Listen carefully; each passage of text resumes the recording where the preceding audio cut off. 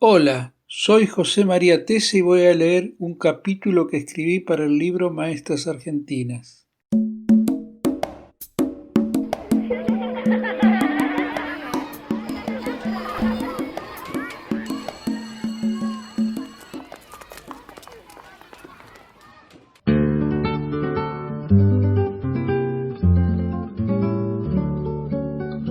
Rosa Fischer. La lucha gremial, parte de la labor docente. Poco antes de morir, en 2010, Rosa Fischer se definió así: realmente fui una maestra en todo el sentido de la palabra, porque la lucha gremial, para mí, fue parte de mi labor docente. Por eso creo que, fundamentalmente, he sido buena gremialista porque he sido muy buena maestra. Rosa Fischer fue parte de una generación de maestras y maestros que llevaron adelante una escuela de la libertad, una escuela de la creatividad, una escuela integrada al medio, una escuela de la democracia. Muchas y muchos de ellos pasaron por la escuela normal de Rafaela, que dirigía Amanda Arias y de la que era regente Olga Cosentini, donde se pusieron en práctica los principios de la escuela nueva en la experiencia llamada Escuela Serena, que luego Olga y Leticia Cosentini continuaron en la Escuela Carrasco de Rosario. Con esa docencia, la educación pública santafesina alcanzó un alto nivel que la distinguió en toda la Argentina y también en Latinoamérica. Entre todos,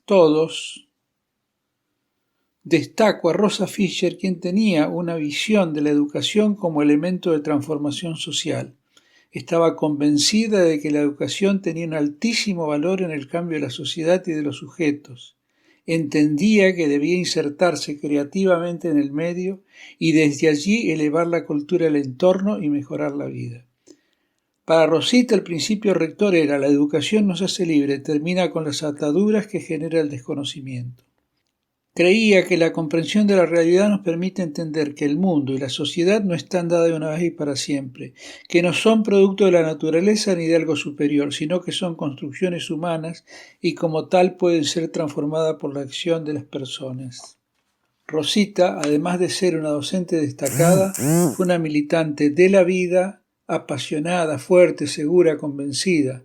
Arremetía con todo frente a la injusticia y en defensa de los más débiles. Entendía la educación en su más profundo contenido humanista y la política como una actividad cuyo objetivo era mejorar una sociedad más justa, una sociedad que incluyera, que generara las condiciones para que cada uno desarrollara su máximo potencial. Decía, defendíamos la escuela como un proceso evolutivo de la sociedad, es decir, la educación es lo que permitió que la sociedad avanzara.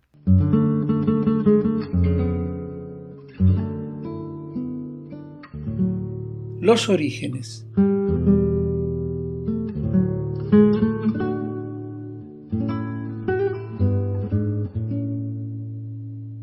Rosita nació en 1915 en una familia de inmigrantes rusos de origen judío. Tenía 7 hermanos y se constituyó, por su claridad intelectual y por su trabajo, en el orgullo de la familia. Era hija y hermana de obreros ferroviarios. El lugar de su nacimiento, porque allí se radicó su familia, fue San Cristóbal, una ciudad del norte de la provincia de Santa Fe, cruce de rutas a Santa Fe, Tostado, Rufó, Rafaela, y asiento de grandes talleres ferroviarios que llegaron a tener 1000 trabajadores. Estos talleres le dieron una impronta proletaria al pueblo y Rosita creció entre la sirena que convocaba al trabajo y el ruido de las máquinas, en un ambiente obrero que seguramente influyó en su formación política y sindical. Reconocía que su formación en la Escuela Normal de Rafaela la introdujo en los principios de la Escuela Nueva, que era el punto más alto en ese momento del pensamiento pedagógico. Obtiene su título de maestro en 1932 y comienza a trabajar en su pueblo natal, donde lo hace como maestra primaria. Desde allí se traslada a Santa Fe en 1939 y ocupa todos los cargos, directora, supervisora, por concurso, obteniendo los primeros lugares en todos ellos.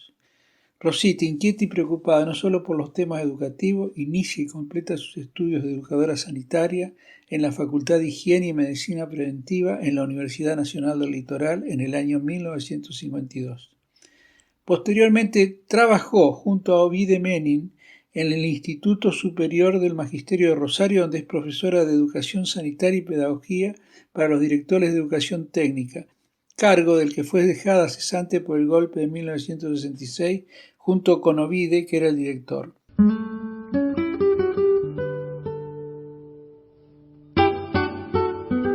Primeras tareas gremiales.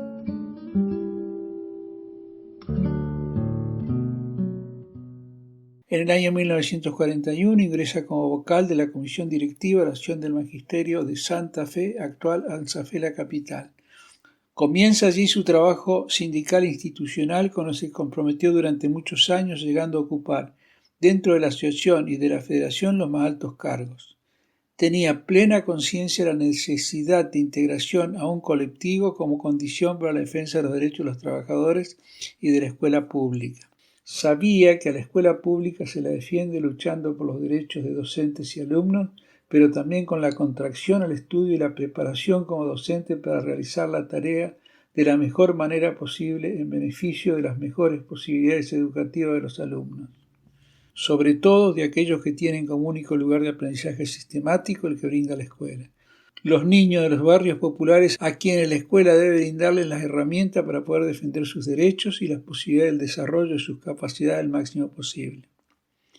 Rosita no defendía cualquier escuela pública, defendía una escuela pública, popular, laica, científica, con altos niveles de formación, una escuela donde la tarea esté centrada en el alumno y el aprendizaje sea el trabajo principal y en la que todas las acciones tengan como centro y eje al alumno y su desarrollo personal y social, donde el medio sea motivo de aprendizaje y de alguna manera vuelva a él.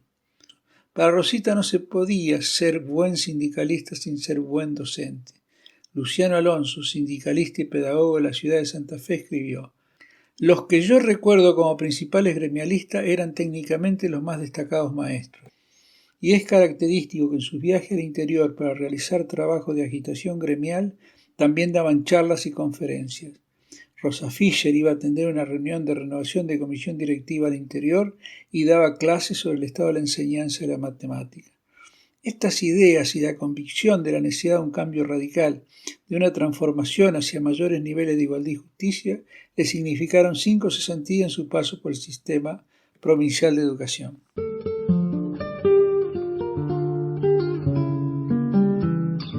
Cinco veces cesante.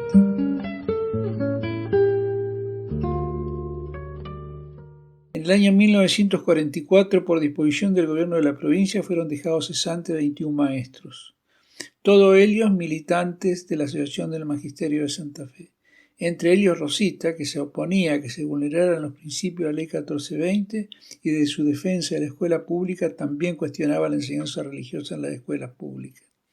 Estos compañeros se sostuvieron durante el tiempo que estuvieron sin trabajo a través de amigos que le proveyeron empleo y ayuda. También y fundamentalmente a través de la edición mensual de una revista escrita por los cesanteados, Motivos para la Educación y la Cultura.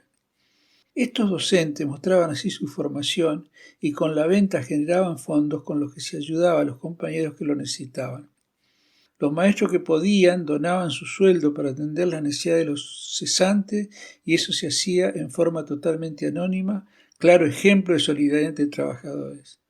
El movimiento alcanzó difusión y apoyo local, nacional e internacional. Fueron reincorporados sin condiciones en 1945. Ocuparon los mismos cargos y cobraron los salarios caídos. En el acto de manejo a los reincorporados, Aida Goy de Vigo dijo: «El triunfo que hemos tenido es también el triunfo de la unidad».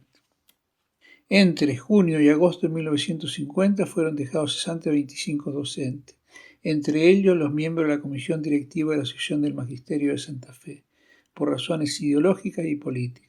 Esta decisión fue absolutamente repudiable. Por las desviaciones autoritarias del gobierno se produjo un desencuentro entre sectores de izquierda y el planteo nacional y popular, que a mi entender no es nacionalsocialismo, como lo interpretaban con total honestidad intelectual los sectores de izquierda, entre ellos estas maestras y estos maestros. La grandeza de la patria para las naciones centrales es imperialismo, para los países dependientes liberación nacional. La tercera cesantía se produce cuando es derrocado Arturo Frondizi, siendo reincorporado al siguiente periodo democrático. La cuarta cesantía de Rosa fue con el gobierno dictatorial de Onganía, es dejada cesante junto al profesor Menin. Es reincorporada en su cargo de supervisora para el que había salido primera en el concurso en 1965 y que el gobierno dictatorial no reconoció por el gobierno del doctor Carlos Silvestre Beni en 1973. Su última cesantía fue tras el golpe editorial de 1976, también junto al profesor Menem, en un artículo de homenaje a Rosa Fischer escrito en 2010 para la revista El Nucleamiento de Supervisores Jubilados Zona Norte. Menem contó: recuerdo aquella vez que, allanado el departamento de Santa Fe, hubo que saltar por la ventana para salvarse de la policía. Cayó en el patio de sus vecinos, que no fueron solidarios con ella, pero Rosa era valiente, decidida, una gremista de DEI. Con el tiempo les perdonó el cagazo a los vecinos y recordaba entre nosotros la anécdota con una sonrisa.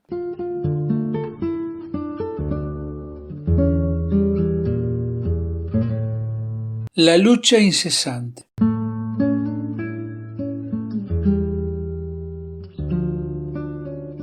En el año 1944 se formó la Comisión Pro Mejoras Económicas del Magisterio de Santa Fe, integrada por la Asociación del Magisterio de Santa Fe, como así también la Asociación del Magisterio Católico de Santa Fe, la Asociación de Maestros de Trabajo Manual y otros, que aunque refería casi exclusivamente a lo económico, lo trascendía. Se reunieron más allá de las disputas ideológicas, fundamentalmente las que existían entre la Asociación del Magisterio de Santa Fe y la Asociación del Magisterio Católico, que hasta allí confrontaban. La conducción era colegial y rotativa, a pesar de su objetivo primordialmente salarial. Según los protagonistas, fue el primer esbozo de unidad del magisterio, y por eso más amplio y generoso. Rosita decía que era necesario terminar con los enfrentamientos porque el magisterio, como expresión de los trabajadores de la educación, era uno solo.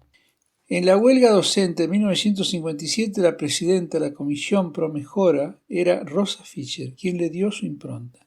Ella estaba convencida que en la unidad del gremio y con los otros gremios está la fuerza y sostenía que el maestro debía sentirse trabajador, un trabajador civilizador. Se realizó un importante trabajo de agitación previo a la huelga con distintas organizaciones que debido a esa tarea la apoyaron. Ella planteó: nosotros tenemos que hacer una huelga, necesitamos apoyo, tenemos que ir a los barrios y hablar con los padres. Les decía a sus compañeras: alquilemos un viejo camioncito y vayamos con el gramófono o con lo que podamos a hablar en nuestros barrios. Así lo hicieron y contó luego Rosita. Entonces nos subimos al camioncito y empezamos a hablar. Yo creo que allí hice mi primer fogueo con la política. Me di cuenta que tenía capacidad para llegar a la gente. Lograba un apoyo incondicional que dio como resultado que el 99% de los docentes acataran la medida y el 100% de los alumnos no asistieran a clase. Este apoyo de los padres contribuyó al éxito de la huelga. En medio de la huelga fue designado como ministro de Educación de Santa Fe el profesor Adelmo Montenegro, que llegó desde Córdoba y manifestó que no venía a derrotar a los maestros sino a solucionar el conflicto. El ministro y su secretario Javedoni accedieron a formar una comisión mixta de estudios de sueldo que se formó entre representantes del gobierno y gremiales. Al formarse esa comisión, el paro se levantó. Lo resuelto fue aprobado por el gobierno. Duró un mes. Hacía 30 años que no se realizaba una huelga docente. En el medio del conflicto, Monseñor Alfonso Durán, del Magisterio Católico, les llevaba comida a los clandestinos, la Comisión Pro Mejora, que impulsaba la medida de fuerza, sin diferencia de pertenencia gremial o ideología política. Rosita fue una de las destinatarias. La huelga fue un éxito, se logró que los maestros cobraran regularmente y no de vez en cuando, como sucedía hasta allí, y además se estableció la escala de antigüedad aún vigente con modificaciones hasta hoy y fue un ejemplo para el resto del país. La huelga tuvo un fuerte impacto político poniendo en jaque al gobierno. Un legado pedagógico.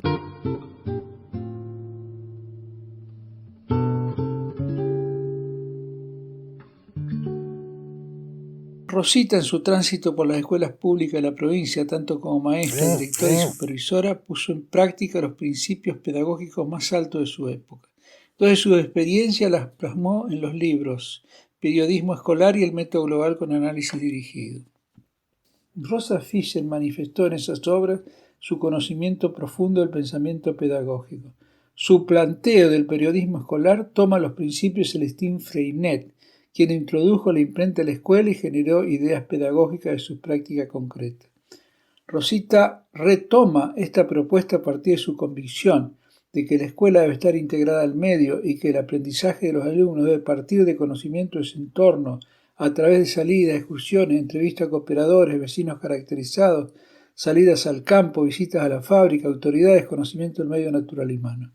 Además creía que todas esas elaboraciones conceptuales y artísticas deben ser comunicadas al resto de los alumnos y a la comunidad en radios, periódicos, el diario mural.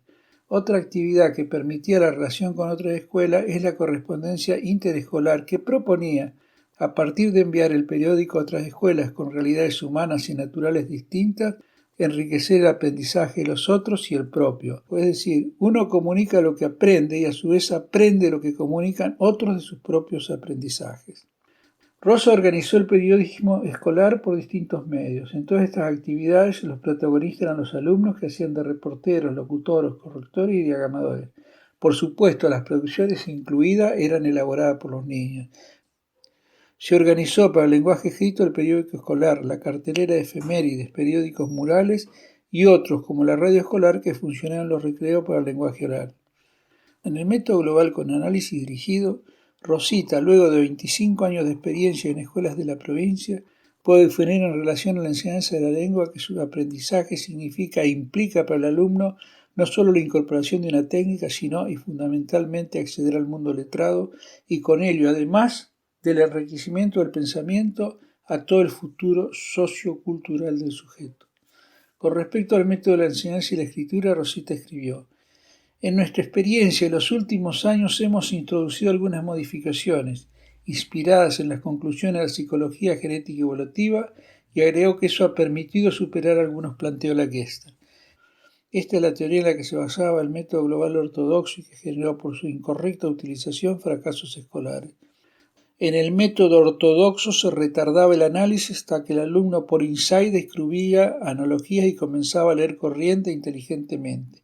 El método global analítico, en cambio, en determinados tiempos y condiciones, pretende ejercitar la función del análisis de los conjuntos. Vayan estos dos libros como prueba de la capacidad creativa de este excepcional maestro. Están escritos en lenguaje llano y aportan las actividades y recursos necesarios para su utilización en el aula. No solo dice qué y para qué, sino también cómo. Publicó además Enseñanza individualizada para el aprendizaje de la ortografía en Editorial Capelú en 1977, Clubes y talleres y Queremos vivir, Iniciación en la educación para la paz, el desarme y los derechos humanos, y editado por la UNESCO en 1988.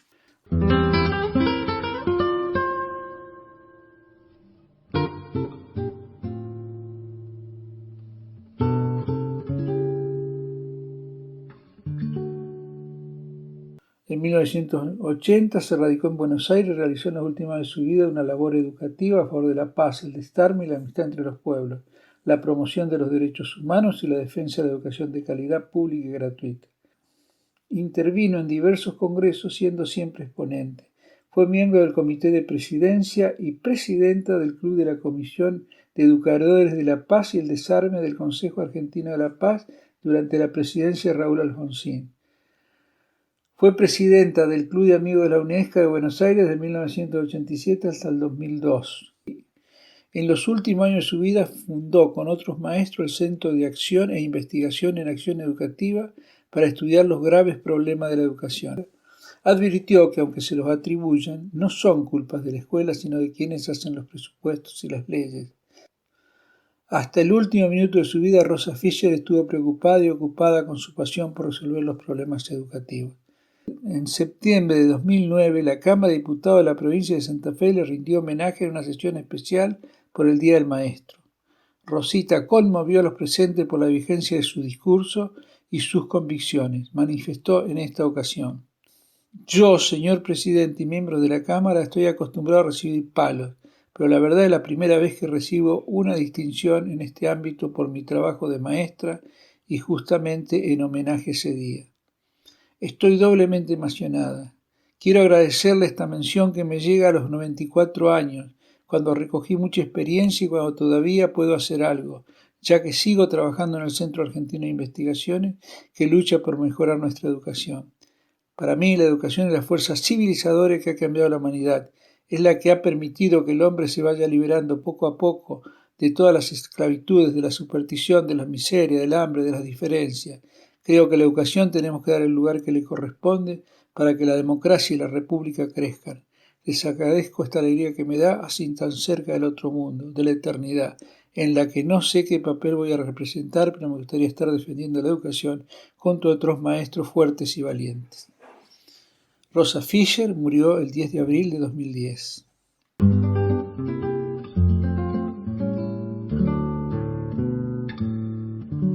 Espero que hayan disfrutado de la lectura.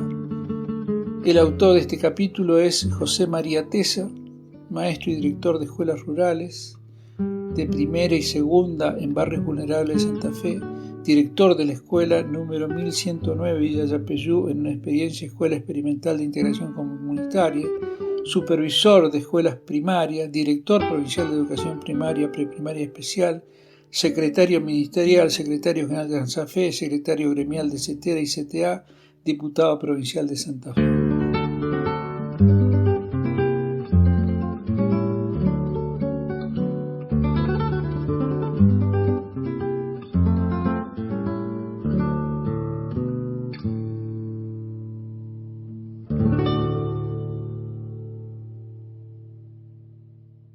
Porque para mí la educación es la fuerza civilizadora que ha cambiado a la humanidad.